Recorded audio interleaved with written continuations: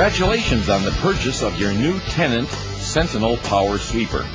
Not only will this machine perform well with its highly efficient sweeping and dust control systems the day you receive it, but for a long time to come.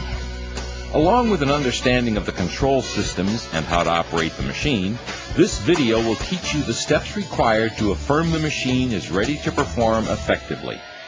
You'll also learn the processes of emptying and cleaning the machine and what post-operational checks should be performed. It is the operator's responsibility to fully understand the operation of the machine and to adhere to all safety-related issues as addressed in the operator's manual.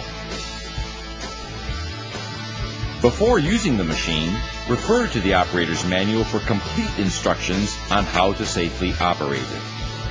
First, let's review the way the Sentinel works.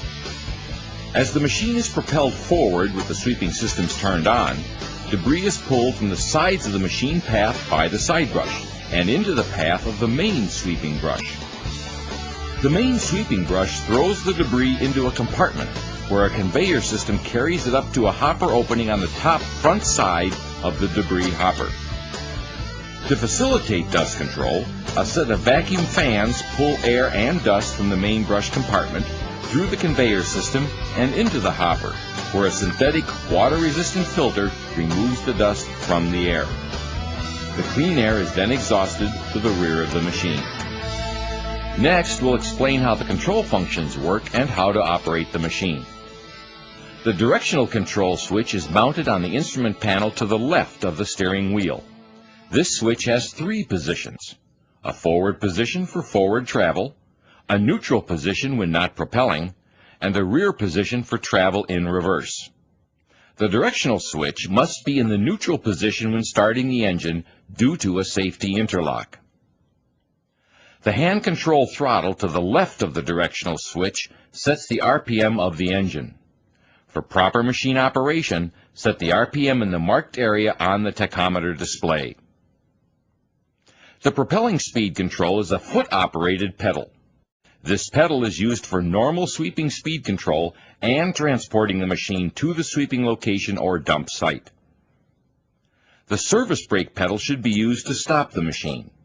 Pressing the brake pedal will also illuminate the brake lights located on the rear of the machine to alert persons around the machine you are stopping. The steering wheel can be tilted to the operator's comfort. You will find the engine instrument panel to the operator's left. An analog tachometer indicates engine speed. A digital RPM readout is to the right of the analog tachometer. When sweeping, the engine RPM should range from 1600 RPM to 1900 RPM. If the engine exceeds 2000 RPM, the sweeping systems will stop working and the brush icon next to the tachometer will flash until the RPM is reduced to the proper speed. With the engine at the proper RPM, pressing the sweeping switch restarts the sweeping systems. Miles per hour or kilometers per hour are shown just to the right of the analog tachometer and indicate the machine propelling speed. The coolant temperature gauge is located in the upper left-hand portion of this panel. If the light is flashing, it is indicating that the coolant temperature is above the acceptable range. The engine should be turned off and the problem corrected. The fuel level indicator is located in the lower left-hand portion of the panel. If the gauge is flashing, the fuel level is low. The gauge in the upper right portion of the panel indicates oil pressure. If the gauge is flashing, oil pressure is below the acceptable range. The engine should be shut off and the problem corrected. The charging system status gauge is located in the lower right portion of the instrument panel. If the gauge is flashing, the charging system is malfunctioning and the problem should be corrected. Total hours and total miles or kilometers driven are also indicated. On the center console are 8 indicator lights. From left to right on the top row, you will find the high beam headlight indicator. It lights when the headlights are on high beam. The parking brake on indicator lights when the parking brake is set. The turn signal and four-way flashers on indicator flashes when the turn signals or four-way flashers are on.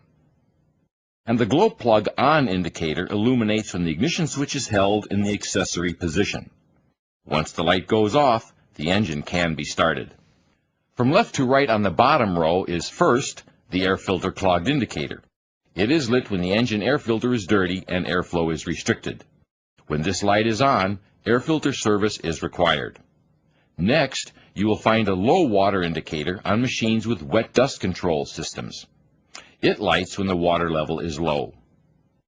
The vacuum wand door down indicator lights when the machine is configured for vacuum wand usage. On high dump machines, a hopper weight overload indicator light is located on the instrument panel.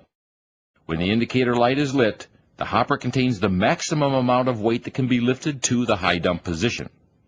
If the operator continues to sweep once this light is on, the machine will still function as a low dump machine. If the sweeper is a low dump machine, the light means the hopper is overloaded and will not tilt to dump. The hopper door can be opened to offload debris. Below these indicator lights are the heater, cab pressurizer, and optional air conditioner control knobs. The parking brake switch is also located on the center console.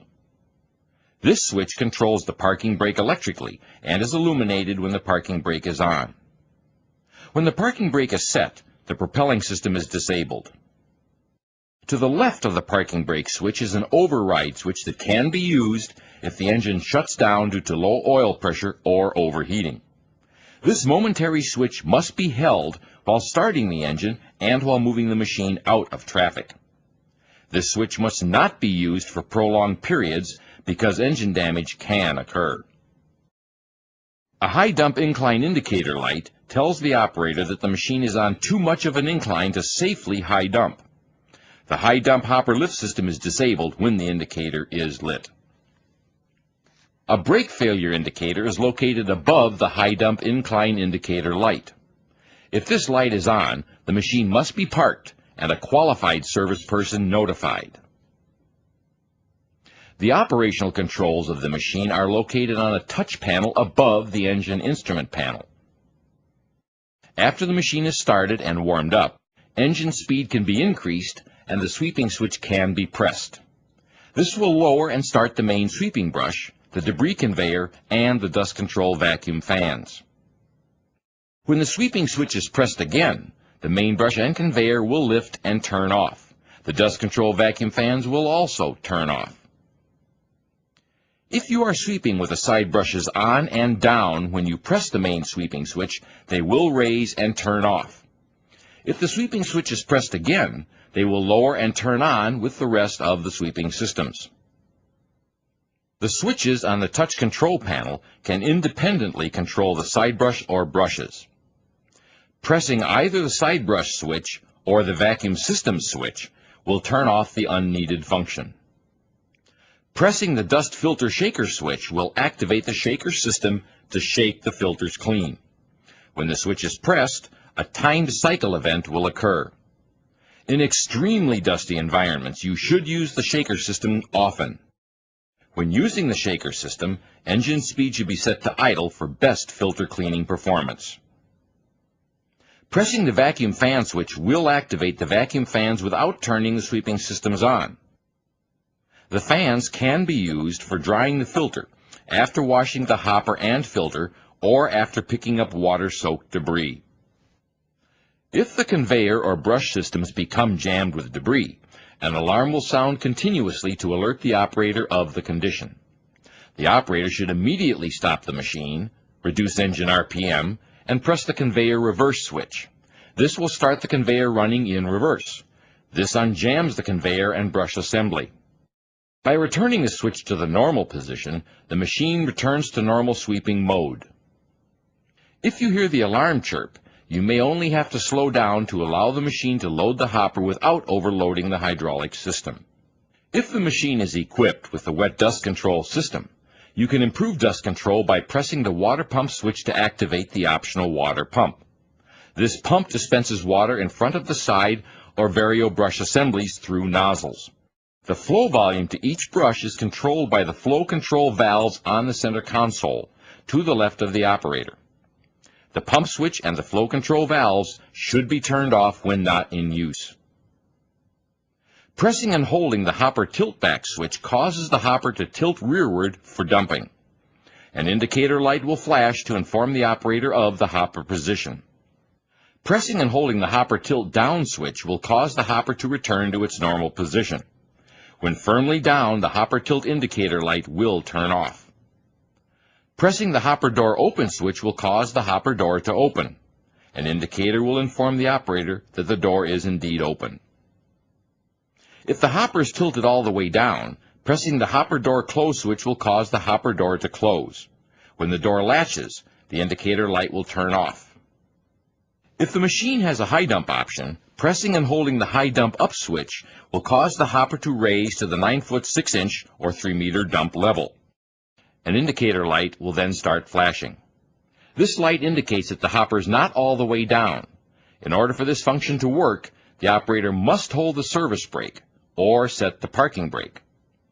Pressing and holding the high dump down switch will lower the hopper. Once the hopper is completely lowered, the hopper up indicator light will turn off.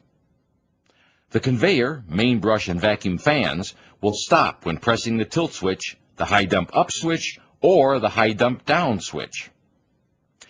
On the left side of the steering column are controls for the parking lights, low and high beam headlights, turn signals, and horn. Controls for the windshield washer and wipers are on the right side of the steering column. To run the glow plug system before starting the engine, turn the ignition switch to the accessory position and hold it until the glow plug indicator light turns off. Then turn the ignition switch to the start position to start the engine. The driver's seat is equipped with a lever to adjust the forward and backward position of the seat. A firmness control knob on the front of the seat adjusts it for operator comfort. Note, unless the operator is in the operator's seat, the propelling system will be disabled. Each seat is equipped with a lap-type seat belt. Its use is highly recommended. In front of the operator and above the windshield is a set of switches that control the operational lights, some of which are optional. The switch functions, from left to right, are the 4-way flasher switch, flashing beacon switch, the side brush spotlight switch, the optional front night sweeping lights switch, and the optional rear night sweeping lights switch. If the machine is equipped with the optional pressure washer, the switch that controls the pressure washer pump is also located here. In the center of the cab is the optional radio, and to its left is the optional light bar control console. Refer to the operator's manual if your machine is equipped with these options. Before these systems can operate efficiently, there are a few checks that need to be made and some lubricants applied. You should refer to the daily operator checklist provided with your machine while you perform these checks and apply lubricants. The engine air intake should be checked to confirm there is nothing blocking the air intake screen. This can be observed while standing in the right side doorway.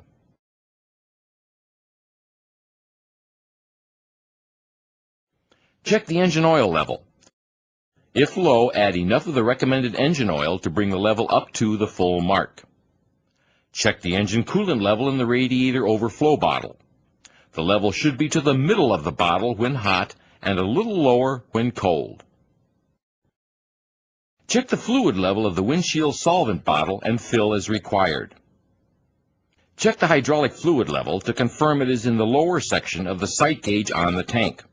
As the hydraulic fluid warms up, the level will rise to the center of the sight gauge where it should be when the oil is warm. Next, remove the right main brush compartment cover.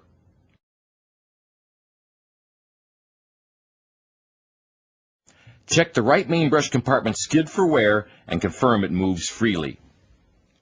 At this point, start the engine, turn on the sweeping systems to lower the conveyor, and turn off the engine. Lubricate the right lower conveyor bearing and each end of both main brush carriage drag links.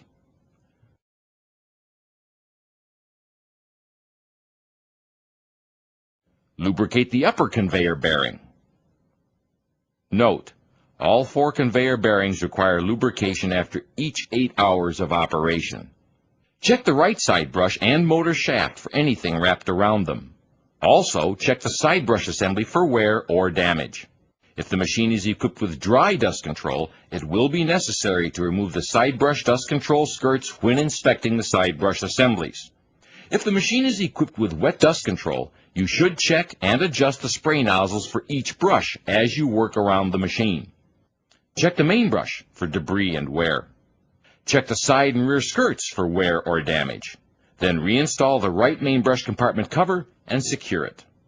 As you work your way around the machine, check all tires for damage and proper inflation. At this point, the engine should be started, the parking brake set, and the hopper door opened by pressing the hopper door open switch. Then turn the engine off. Note: when the engine is started, the sweeping system will return to the normal up position. Make sure that anyone near the machine is clear of moving components. Check the hopper door seal condition.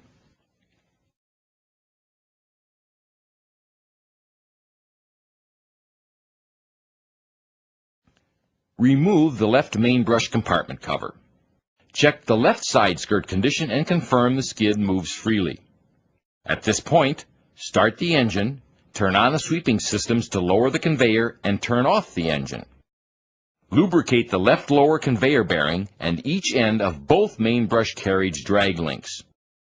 Lubricate the left upper conveyor bearing, reinstall the left main brush compartment cover, and secure it. If the machine is equipped with the optional left side brush, check the brush and motor and shaft for anything wrapped around them. Also, check the side brush assembly for wear and damage. If the machine is equipped with the wet dust control system, check and adjust the spray nozzles. If the machine is equipped with the optional Vario brush assembly, check for leaks, damage, and brush wear.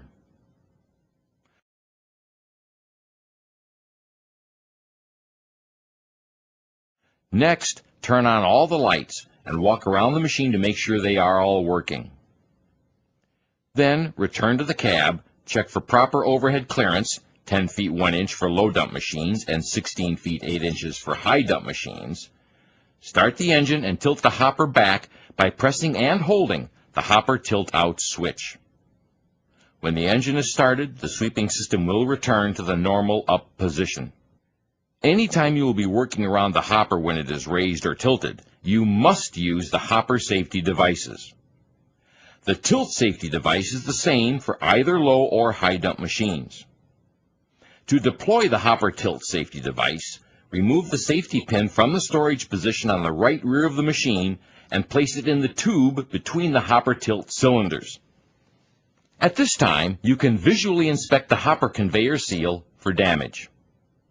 With the engine speed set to idle, press and release the conveyor directional control switch to run the conveyor in reverse.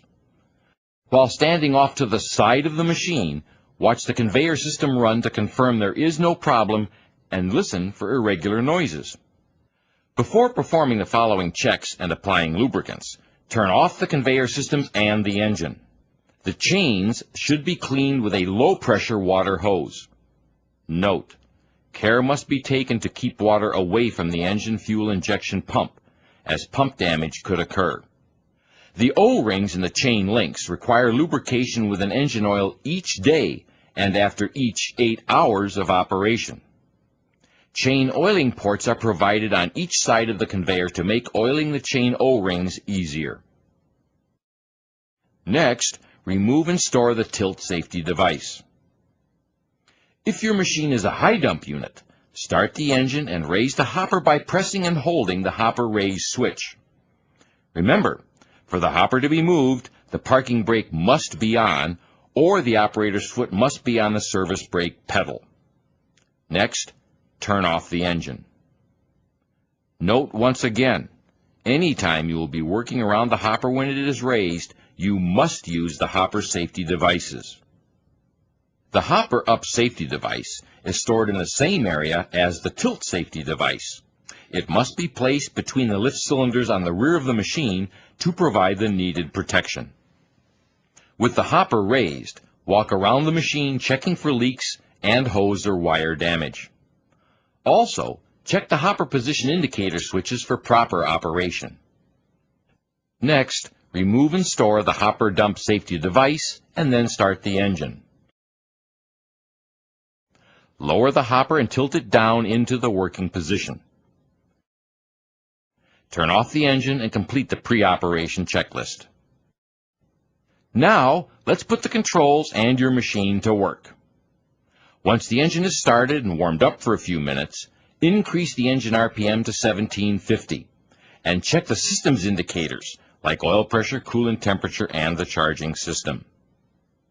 By pressing the sweeping switch, the main brush and conveyor lower, then these systems and the vacuum fans turn on. If the side brush or brushes are to be used, they will need to be turned on also. By placing the directional control switch in the forward position and depressing the sweeping speed foot pedal, the operator can control the sweeping speed of the machine to around 3 to 5 miles per hour for normal sweeping.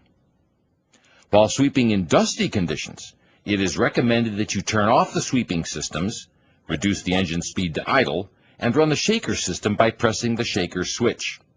There will be a short delay while the vacuum fans slow down before the shaker system starts working. By running the shaker system often, better dust control can be obtained. When sweeping leaves, the conveyor can be placed in the leaf sweeping position. To engage the leaf sweeping position conveyor blocks, make sure the conveyor is raised, the parking brake is engaged, and the engine is turned off. Next, open the engine compartment doors and place the conveyor blocks in the leaf sweeping position. When you sweep with the machine, the conveyor will only lower to this position and allow better leaf sweeping performance. Conveyor blocks on both sides of the machine must be deployed or not deployed for proper machine performance. To stop sweeping, press the sweeping switch. This will turn off the vacuum fans and raise and turn off the main brush, the conveyor, and the side brushes if they were on. It is recommended that each time you stop sweeping, you use the dust filter shaker system. To dump the debris collected, drive the machine to the dump site. If the machine is a high dump model, press the hopper lift switch and hold it until the hopper is at the desired dumping height. If the hopper will not rise, the machine may be on an incline and the inclinometer has disabled the high dump controls, or the brakes may not be on. If the brakes are on and the hopper will not rise, drive the machine to a level surface. Next, brush the hopper tilt switch and hold it until the hopper is fully tilted. Then press the hopper door open switch. Once you are done cleaning with the machine, there are a few steps that will aid in keeping the machine operating at its optimum level. You should wash the conveyor systems with a low-pressure water hose and lubricate the conveyor chain O-rings as shown before. You should wash out the hopper and filter system with low-pressure water, if required. Next, you should complete the post-operational checklist. There are a few options that you will need to know how to operate if they are installed on your machine. First, let's review the vacuum wand system. To set up the vacuum wand for use, first start the engine and roll the hopper back. Remove the vacuum wand door tool from under the hopper on the right rear of the machine. Lower the vacuum wand door to cover the conveyor opening. Put the vacuum wand door tool back in the holder and lower the hopper to the working position. Increase the engine to full governed engine RPM and press the vacuum fans switch. Note, when using the vacuum wand system, wear hearing protection at all times.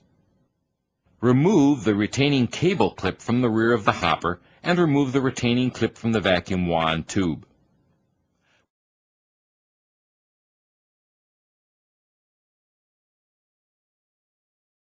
When you have finished using the vacuum wand, return it to its stored position and reinstall the clips.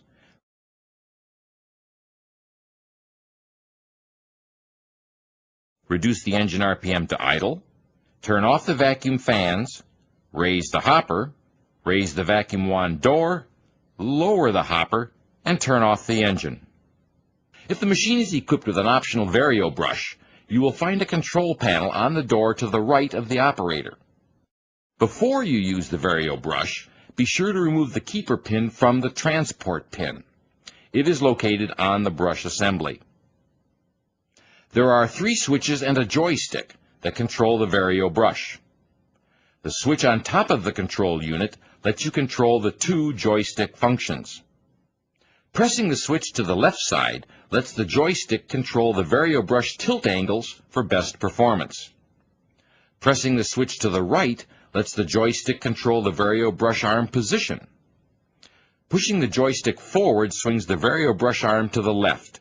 Pulling it back swings the Vario brush arm to the right. Pushing it to the left moves the arm to the left side of the machine, and pushing it to the right moves the arm to the right side of the machine. On the side of the Vario brush control unit are 2 switches. The one toward the front of the machine raises and lowers the Vario brush arm. This switch is a 3-position switch. When the switch is placed in the forward position, the Vario brush arm is raised. When the switch is released, the arm will stop at the height selected. When the switch is placed in the rear position, the Vario brush arm is lowered to the free float position. If the switch is placed in the middle position, the brush arm will stay in the position it was in at the time the switch was placed in the middle position. The switch toward the rear of the machine controls the direction of the Vario brush. If the switch is placed in the forward position, the brush turns clockwise.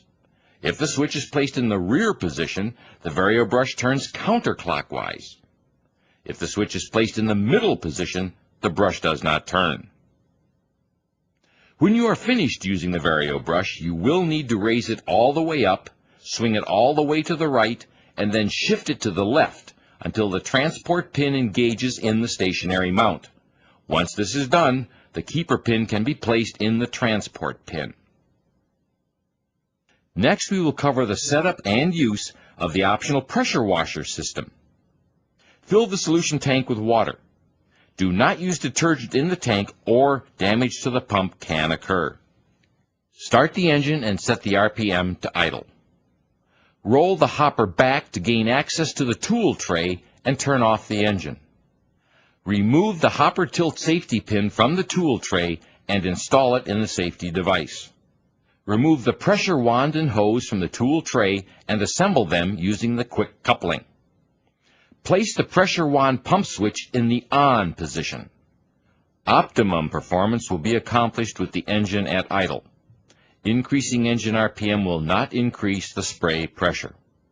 The maximum spray pressure can be set with the knob on the pump, up to 1000 psi.